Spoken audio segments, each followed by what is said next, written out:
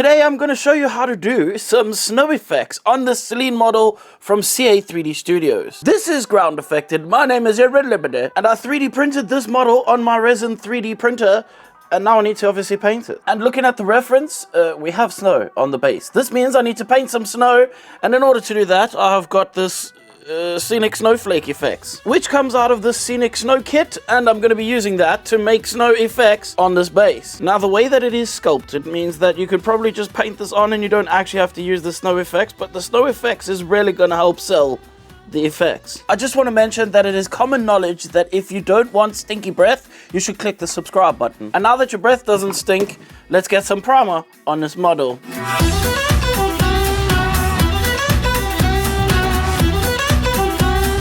Now my first, my words, my lips wouldn't work. But what I was actually going to say is that the first thing I'm going to do is put the primer layers down. Now the primer is what's going to help the paint stick to the model, but in this case, the color of the primer is kind of important because we need to paint a rock. Even though there is snow on the rock, we need to paint the rock that the snow is going to go on top of. But of course, we also need to prime the rest of the model, and I'm going to primer the little torso section a little bit differently. I'm going to put the black over the black area of the suit, obviously, and the skin tone, and then I'm going to carefully use the gray primer to kind of cover just the section that only needs to be the lighter section, and obviously her arms and the coat. I'm also at the same time going to use that grey primer to create a zenithal over the skin tones. And since we're at the skin tones, we might as well just complete the skin tones. There's not a lot on this model, it's a couple of little small pieces, so we'll just quickly throw this out. I'm going to use Pinkle, which is just purple pink, but not pink, but also not purple. It's the color that I showed you, and I'm going to spray that down first to create a grape human, and then after I have a grape human, I'm going to take a little bit of red and spray that into the shadows. This is going to create the undertones for the skin tone. It also needs to dry before I can put any more paint on it,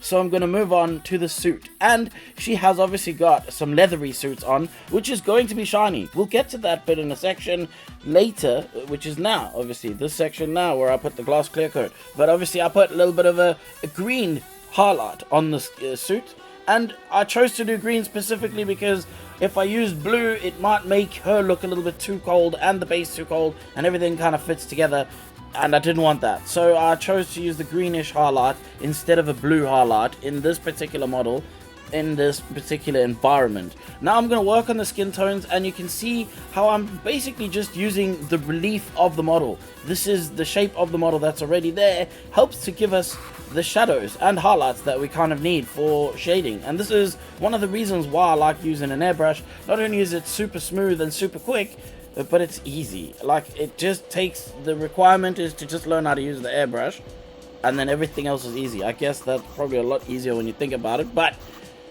just learn how to use the airbrush, and this whole entire process of painting skin tones will be so much easier for you. And for those that are out there that still hate on using the airbrush, well, it's tough. You're the one missing out, not me or anyone else that is using the airbrush.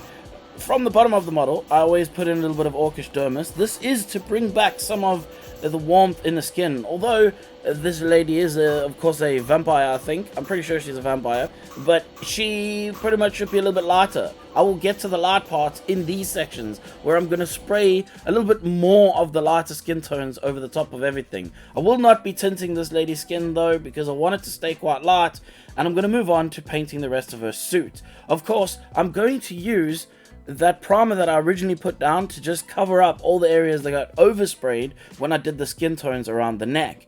The reason I'm using the primer is because it flattens quite nicely, and it's the same color as the rest of the black that I had used as the base coat for everything else. And then I will take that same green tone and spray that very carefully, lowering the pressure of my airbrush in order to try not to get any on the skin tone, or at least on the back portion of the jacket for now. I'm then going to put a semi-gloss clear coat over the top of that so that it looks like leather, I guess. I will also then, now that that is dry, take some dark silver and paint all the metal pieces on this top, the suit part, the metal, like the zip and the buckle things, you know, the metal stuff. I will paint those with that dark silver because of course it can't just be a simple black. Using the primer, I will literally just paint her hair again as well. In this case, I wouldn't use this unless I was going to do a step later, which was to paint over the face. I painted over everything on the face with a matte coat because I wanted to protect it while I obviously masked it off. You'll see, I'll mask it off in a bit, but I wanted to protect it, and I knew I was going to put that matte coat over the top, so that's why I used that primer in that instance. The primer doesn't dry fully matte, and so that's just as a bit of information for you, and I knew that I was going to do that, and I didn't want the colors to look the same. But if you put matte over the top of the primer, it will look different to the primer with a semi-gloss over the top, thus forth creating two separate materials, the hair and the suit. See, there we go, thoughts out of mouth into ears. Great. Now, speaking of that little jacket, I used some darker, like a brown, which is not really that dark, but I used brown to paint the section around the like neck area, the fluff stuff, and then I used a lighter color to just kind of go over the edges, to bring out some of the edges and make sure that you could see that it was textured, of course. I'm going to use the same technique of dark silver over the buckles on her shoes, and then I'm going to use that exact same green that I used for the highlights to literally just paint the laces, because they will look grayish. I know that it's green, but they will look grayish, and it will match the highlights, and everything will be fine in the end. I'm going to take some white primer, and I'm going to carefully add some highlights onto the jacket, obviously being really careful over the part where I'd already painted the blacks and stuff, and I will do that on the back of the coat as well. I'll put that aside to dry, and now it's time to work on this base. And of course, I'm painting a rock. That's essentially what the whole thing is. I need to paint a rock. So I will start out with a medium kind of grey, something that's bluish in a way, and I will paint that with the dry brush over everything. I will then quickly come back with a dusting of a reddish brown. Now, this may seem slightly contrary to what you're thinking, but rocks are not just clean, perfect little rocks out in the wild. They have a bit of dirt around them, and so spraying this little bit of reddish color, not only does it add contrast to the depth of the rocks by being an opposing color because it's a warm color versus the cool color, but also it helps to emulate that little bit of dirt in between the rocks as well. So the place that I'm spraying this brown is in the crevasses and not on the top portion, on the highlights or anything. It's in the crevices, and basically I will then dry brush over the top of all of this, and this will just help to, honestly, trust me, spray a little bit of brown before you paint your grey rocks in the future, and just thank me for the fact that it looks so much cooler than just a plain ass grey rock. Now, of course, building up a grey rock is pretty simple. What you want to do is paint over all the rocks with a dry brush, and once you have got a sufficiently looking rock texture on everything, now is time for the hard part. And this is where I'm going to take a primer. You can take any grey that you want. It needs to be quite a light grey, and the reason why I use the primer is because it flows nicer through my airbrush, and this means I can turn my airbrush all the way down. The pressure is really low, and you can see I can really target areas with this color.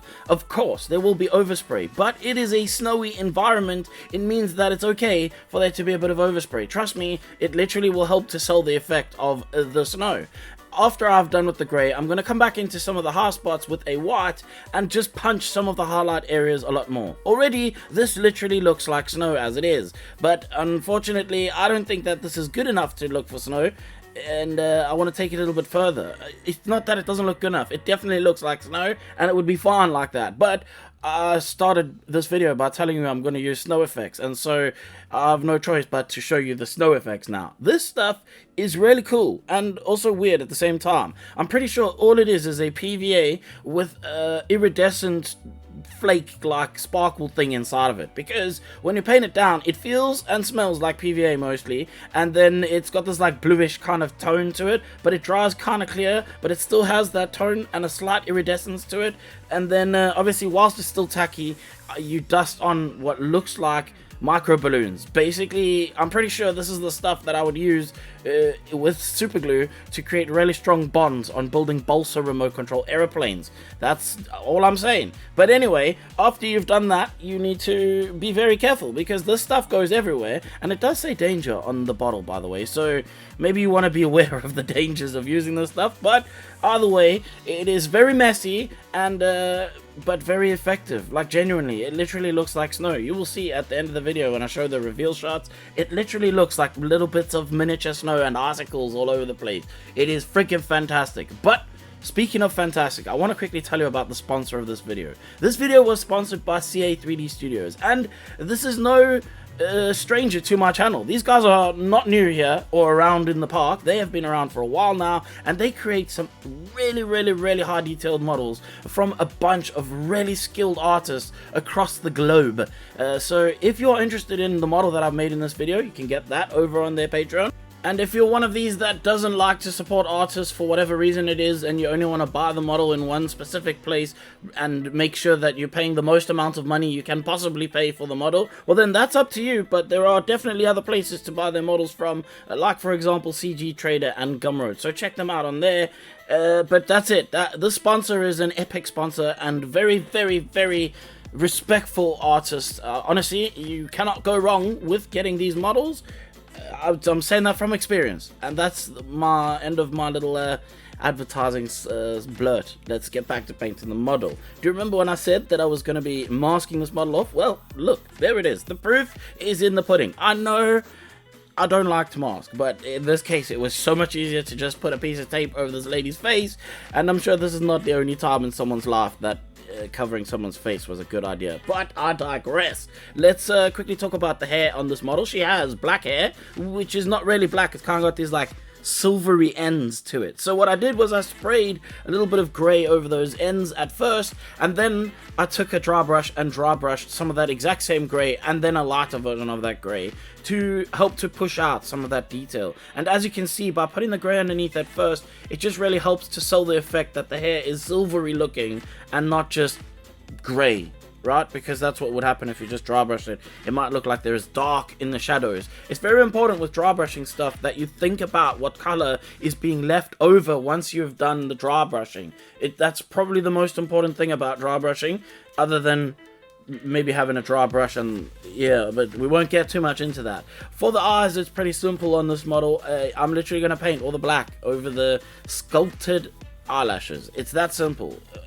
I mean, I say it like that, but I wear glasses on my head because I cannot see them, and I'm pretty sure that a lot of people would have to do that too, but it's fine to put glasses on your face so you can see, or magnifying glasses or something. And then I used the same black that I used for her eyelashes for her eyebrows as well, and then I took some of that highlight skin that I have, which is a very bright color. Like, this is not white, but it's definitely not white. It looks kind of white, like it's off-white. You could use ivory, it's a good color for this as well, and I used that to paint her teeth, and equally her eyes, the whiteness of her eyes. By the way, painting teeth in a mouth that's slightly open is terrible. It's the worst feeling, because if you make a mistake, you're going back to paint that whole lips again, mate. You might even have to paint the entire face if you make a big enough of a mistake. But let's just move on and to another area that people make mistakes, I guess. And this is painting the irises and the pupils of this eyes. Now, I read up, and I have watched this movie, but it was a long time when I watched it, but I read up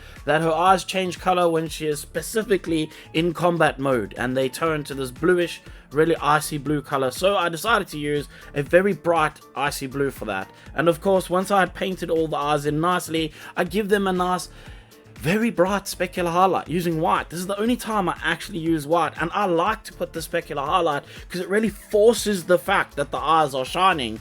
And to kind of substantiate that a bit, I use a bit of gloss clear coat over the top of both the lips and the eyes to really help sell the effect that they're wet. I can then put the head on this model and call this one done.